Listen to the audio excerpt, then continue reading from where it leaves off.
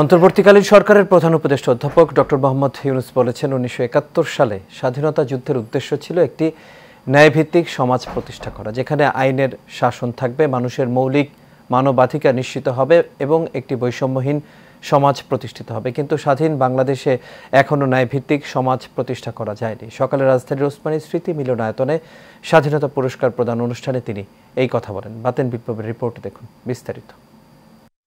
স্বাধীনতা পদক পেলেন তাদের সবার জন্য আমরা দাঁড়িয়ে একবার হাততালি দিই সবার। অধ্যাপক জামান নজরুল ইসলাম, কবি আল মাহমুদ, বেসরকারি উন্নয়ন সংস্থা ব্র্যাকের প্রতিষ্ঠাতা স্যার ফজলে হাসান আবেদ, লেখক ও বুদ্ধিজীবী বদরুদ্দিন উমর, বাংলার সঙ্গীত ও আর্টের দুই উজ্জ্বল নক্ষত্র আজম খান ও নভের আহমেদ, বুয়েট শিক্ষার্থী শহীদ আবরার ফাহাদ, এই 7 জনকে এবার স্বাধীনতা পুরস্কার প্রদান করা হলো। অনুষ্ঠানে প্রধান অতিথির বক্তব্যে ডক্টর ইউনূস বলেন, তাদের রাষ্ট্রীয় সম্মাননা জানাতে পেরে সরকার গর্বিত। জাতির এসব গর্বিত সন্তানদের অনুপ্রেরণা হিসেবে নিয়ে একটি ন্যায়ভিত্তিক সমাজ বিনির্মাণ করতে না পারলে সবই মূল্যহীন। স্বাধীন বাংলাদেশে এখনো ন্যায়ভিত্তিক সমাজ প্রতিষ্ঠা করা যায়নি।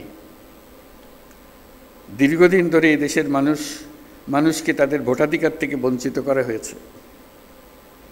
দুর্নীতি, লুটপাট ও খুনের রাজত্ব চালিয়ে দেশে একটি ফ্যাসিবাদী সরকার ব্যবস্থা কায়েম করা হয়েছে। অনুষ্ঠানে স্বাধীনতা যুদ্ধে সব বীর শহীদ ও মুক্তিযোদ্ধাদের গভীর শ্রদ্ধার সঙ্গে স্মরণ করেন প্রধান উপদেষ্টা। একই সাথে জুলাই গণ অভ্যুত্থানের শহীদ ও আহতদের শ্রদ্ধার সঙ্গে স্মরণ করেন তিনি। এ সময় তিনি বলেন, তাদের আত্মত্যাগের কারণে একটি নতুন বাংলাদেশ গড়ার স্বপ্ন দেখার সুযোগ হয়েছে। এই সুযোগ কোনো ক্রমেই বৃথা যেতে দেওয়া যাবে না বলেও উল্লেখ করেন তিনি। আজকের দিনে আমি শ্রদ্ধার সঙ্গে স্মরণ করছি জুলাই গণ অভ্যুত্থানের শহীদ ও আহতদের। তাদের আত্মত্যাগের কারণে আমরা একটা নতুন বাংলাদেশ গড়ার স্বপ্ন দেখার সুযোগ পেয়েছি। এই সুযোগ আমরা কোনো ক্রমেই বৃথা হতে দেব না।